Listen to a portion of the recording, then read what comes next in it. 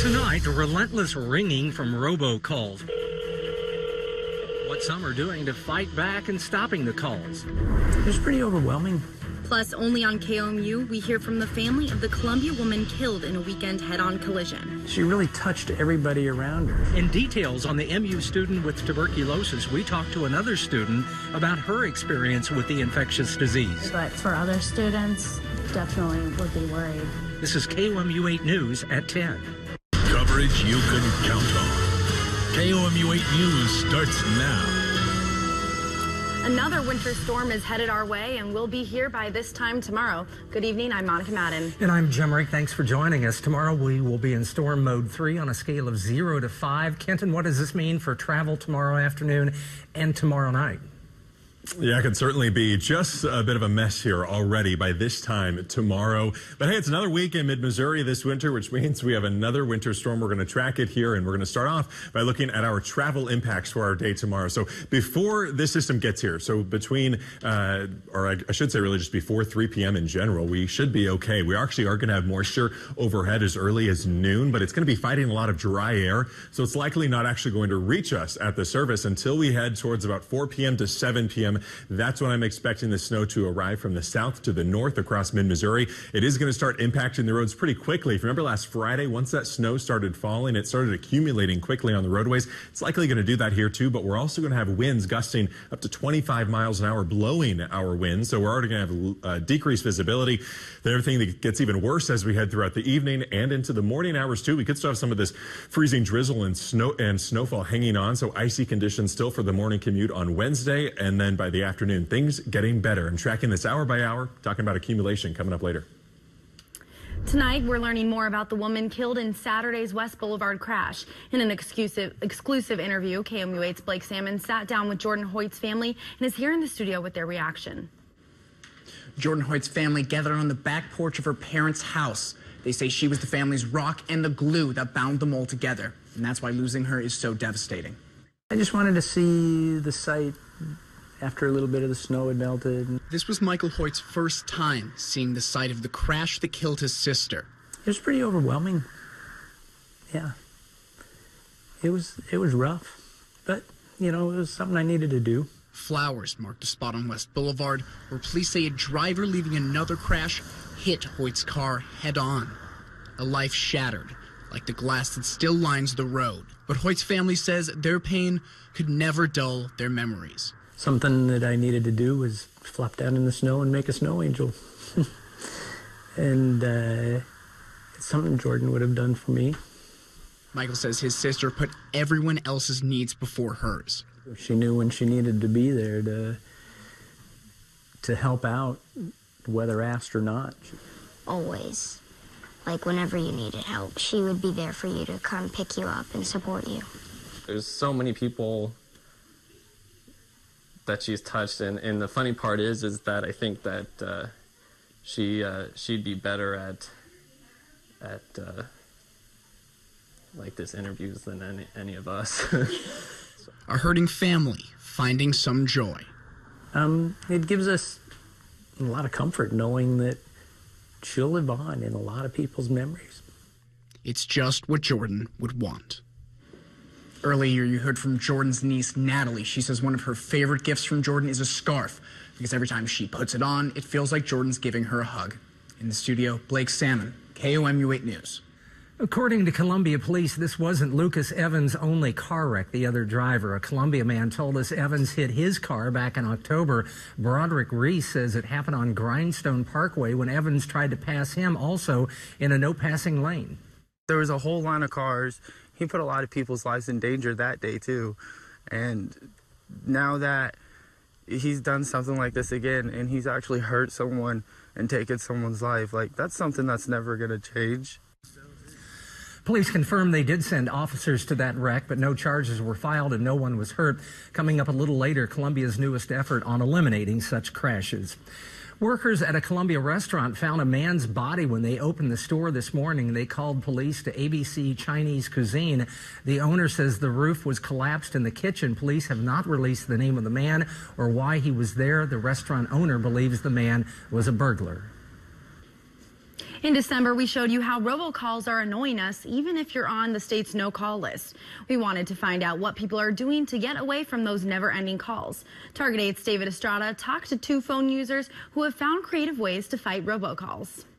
Charles Jackson is a retired highway patroller, and Michael Phillips works at a Fulton bindery, but both have something in common: their battle with robocalls. This is your final courtesy call, as you should have received mail. I understand that they're trying to sell a product, and this is the mechanism to do so. And, you know, I'm not sure how successful it is.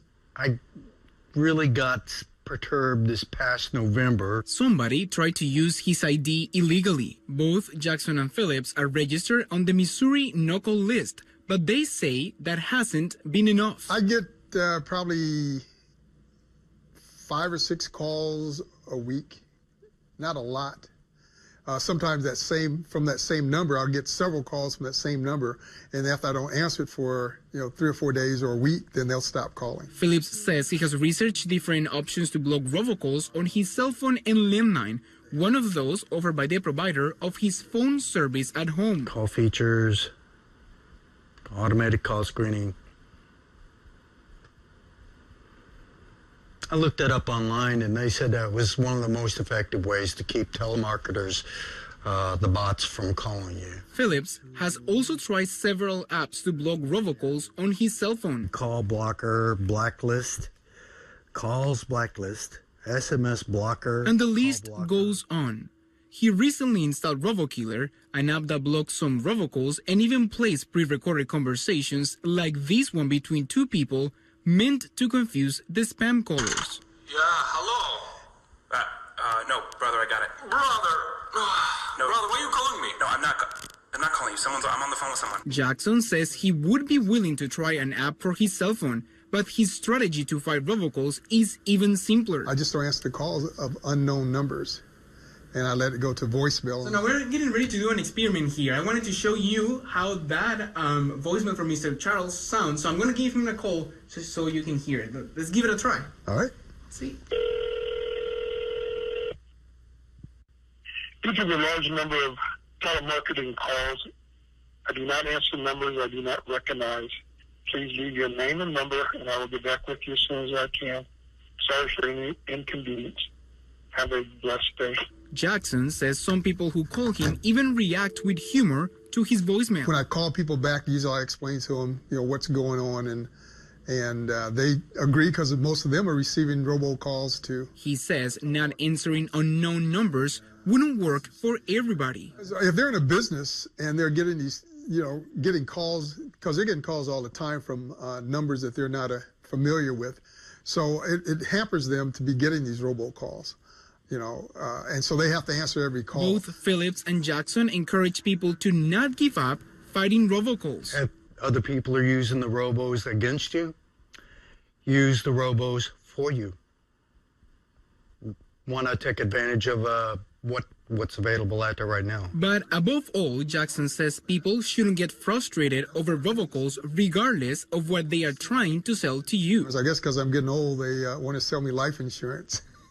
David Estrada, KOMU8 News, Jefferson City. One of the phone users we talked to also encourages state lawmakers to do their part in helping consumers fight robocalls.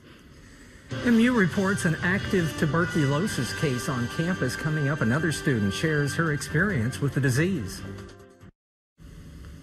Today, MU warned the campus community about an active case of tuberculosis. The university confirmed a student has the disease, which is spread through the air at close contact. KOMU8's Caitlin McCarthy is live on campus with the rest of the story. The student involved in the case chose to leave campus to keep others safe. Consistent contact with someone who actively has tuberculosis, even just an arm's length away, is a way to contract the disease. Lydia Strobe contracted a non-contagious form of the disease on a family trip to Europe. Since I've been treated, I wasn't personally worried for me, but for other students, definitely would be worried. She tested positive for TB during a routine doctor's visit. Kind of swelled up into a big mosquito bite looking thing, and It was kind of red and it was really itchy. She said her symptoms were non-existent, which is why she worries for others. It could be exposed to the active infection or, I mean, even the latent one that could at some point become active. MU and Boone County are investigating if anyone was in contact with the infected person. The health department explained how a student could potentially be infected. If I saw this person every single day and we were hanging out, you know, if you're hanging out in a dorm room, you know, studying, playing video games in a lab, anywhere where I see this person every single day, and in close proximity enough that if they cough, I might have a chance to breathe it in. That's what we would consider an exposure. Lydia Strobe says one of the triggers for latent tuberculosis can be stress. It seems much more prevalent if you're, you know, stressed out all the time and you don't know who has it or if you've been exposed to it or not. MU did not release a student's name or hometown. The health department says cases like this aren't as rare. They had roughly 6 cases of tuberculosis in the past year. Live at the MU campus, I'm Caitlin McCarthy, KOMU 8 News. All right, here's a look at our travel forecast, our flight forecast for the day tomorrow. Not many delays during the daytime, but as we head into the evening, everything's going to change as that next winter storm system rolls in. So if you have a late flight tomorrow, things could be iffy. We're tracking that coming up after the break. Plus, after weather, it's called Vision Zero. Will it reduce the number of traffic crashes in Columbia?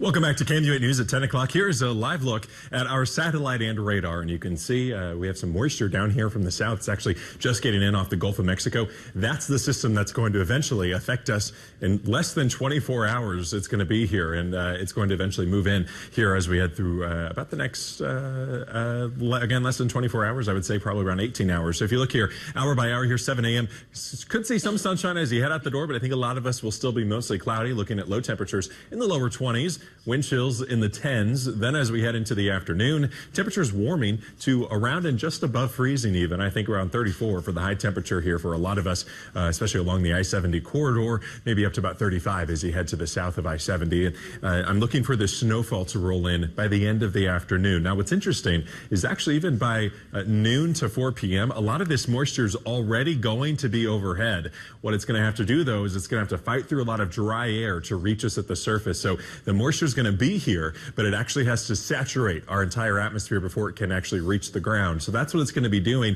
for the first half of the afternoon. Then the snow is going to arrive by the end of the afternoon, and I really think by about 7 p.m., especially between 4 and 7, all of us are going to be seeing that snowfall move in from the south. Then as we head between 9 p.m. and midnight, warmer air also from the south is going to push into this system, and that's going to change this from snowfall back down into sleet for at least a brief period, and then eventually freezing rain. And that freezing rain, of course, is also going to be dropping ice onto the ground, right? That freezing rain is when the ground temperature is still so cold that rain freezes on contact with the surface and with vehicles and things like that. So that's what we're looking at in the overnight part of the system. It's also, of course, then going to wash away any road treatment on the road, and it could actually help to kind of melt some of that snowfall that's on the ground too, but of course then leave ice behind it. If we look at this then by 3 a.m., we're still seeing that snowfall and this wintry mix as well, and then eventually by 6 a.m. it's starting to push out. It's likely going to leave between about 7 a.m. and about 10 a.m. in the morning hours, and as it's exiting, we're still going to be left over with flurries, potentially still some freezing rain, and then even some drizzle could hold on before our temperatures start to warm up. So icing still going to be an issue as you head into Wednesday morning, all depending on temperatures. Again, we're going to be within a couple degrees of that freezing mark. Then as we head towards noon, we're going to start to warm up. Actually, high temperatures are expected to be around the 40-degree mark, upper 30s, around 40 degrees, meaning we're going to see some melting certainly happen by the afternoon. No problems expected on Wednesday afternoon, especially on those treated surfaces. But it's also going to be breezy. Don't forget about that.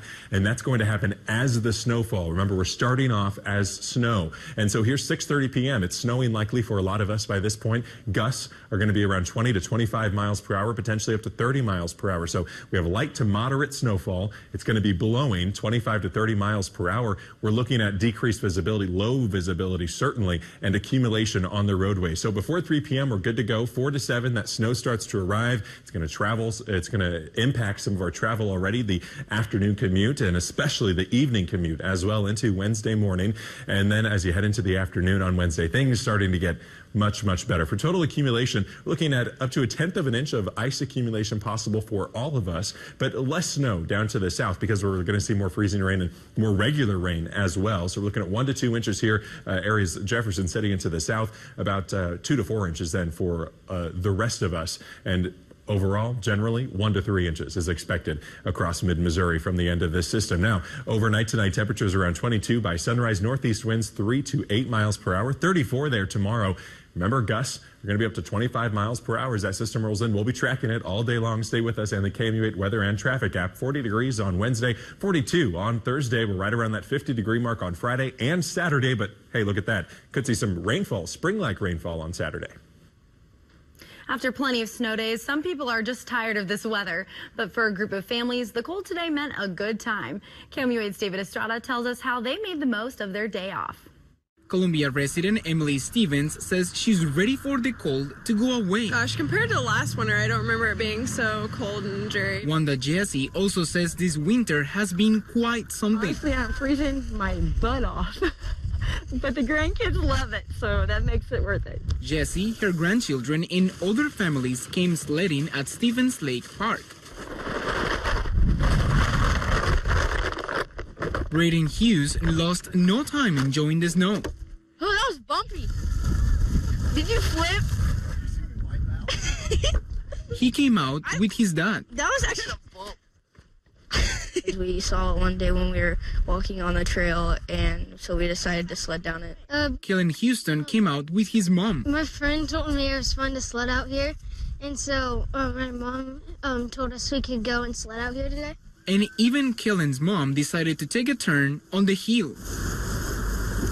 David Estrada, KOMU8 News, Columbia. Now, here's a look at your lottery numbers for this week. Choose wisely.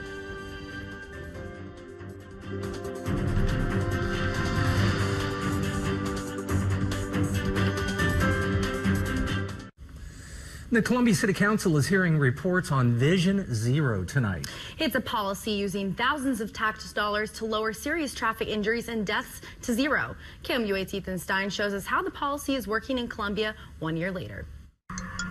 We've all heard it, and we've all probably picked it up. But Megan Smith knows what can happen when you take your eyes off the road. They had run the stop sign and they rammed me and I fell to the ground, and this woman came out of the car and she had her phone still in her hand. She was like, "Oh my God, I'm so sorry." In 2016, the city of Columbia passed Vision Zero to solve the problem.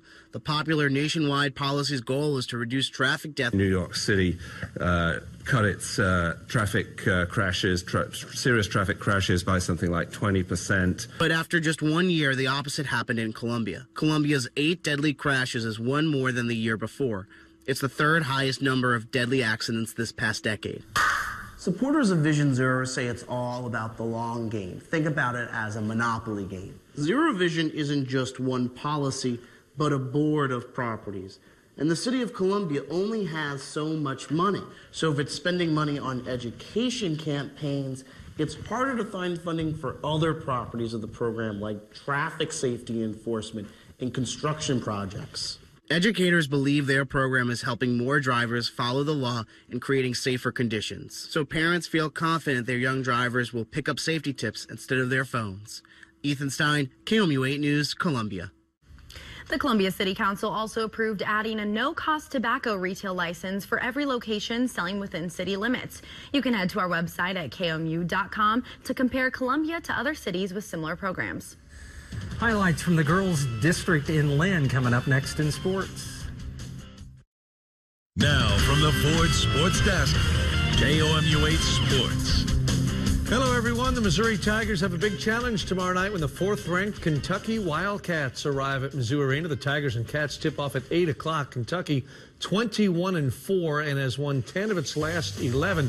The Cats clobbered then number 1 ranked Tennessee Saturday night 86-69. Freshman Keldon Johnson had a big night scoring 19 points. Sophomore P.J. Washington led all scorers with 23. Washington has been on a tear with 20 or more points scored in 7 of his last 8 games. He leads the team in scoring and rebounding for the season. Mizzou coach Conzo Martin offered high praise for Washington's recent play.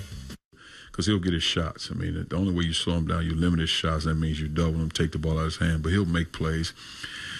He's a talented, strong player, but he's not a selfish basketball player, so he'll find the open guys, and that's what it comes down to. You're playing against teams that have so many parts. They do a lot of things well. Defensively, they're playing really good, and then offensively, they can knock down shots. They can throw the ball into the post. Well, the California Pintos played the Lynn Lady Wildcats tonight. Playoff basketball is here at the high school level. Class 3 district action. Could California show it's worthy of the #1 seed in the district? Well, Coach Bobby Sangster certainly hoping so. California is swinging the ball around or attempting to do so, but Lynn is all over it defensively. And the steal, Jessica Keelholz the other way. For 2 for Lynn on its home court, but playing as an underdog. California, though, would get things together. Tristan Porter from the corner for 3. And California would take an 8-point lead into the half, and the Pintos kept pouring in those threes. Gracie George this time as California pulls away, winning by 15, 57-42. The top seed moves on. Also tonight, Fatima taking on Southern Boone County. The Fatima Comet shooters practicing before the game. Carolyn Ponder dribble drive and kicks it to Danielle Post for 3. She had a couple of triples in the first quarter alone. Fatima, though, had the lead closing minutes of the first half. Now, Gabrielle Bruce with some space in the lane and gets 2 for the Eagles. Southern Boone, though, down 8 at the break, but didn't mess around in the second half. They rallied back. Cross-court pass here, and Southern Boone would force overtime and win this game by 5. What a comeback. Southern Boone, the lower seed, takes out Fatima.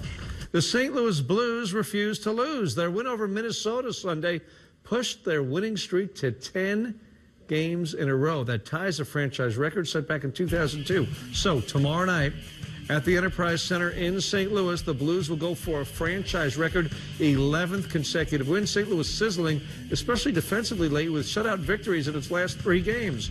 Tomorrow night, young star Austin Matthews for Toronto leads the Maple Leafs into downtown St. Louis, trying to prevent the Blues from setting that franchise record for most consecutive wins. They'll look for number 11. That's sports.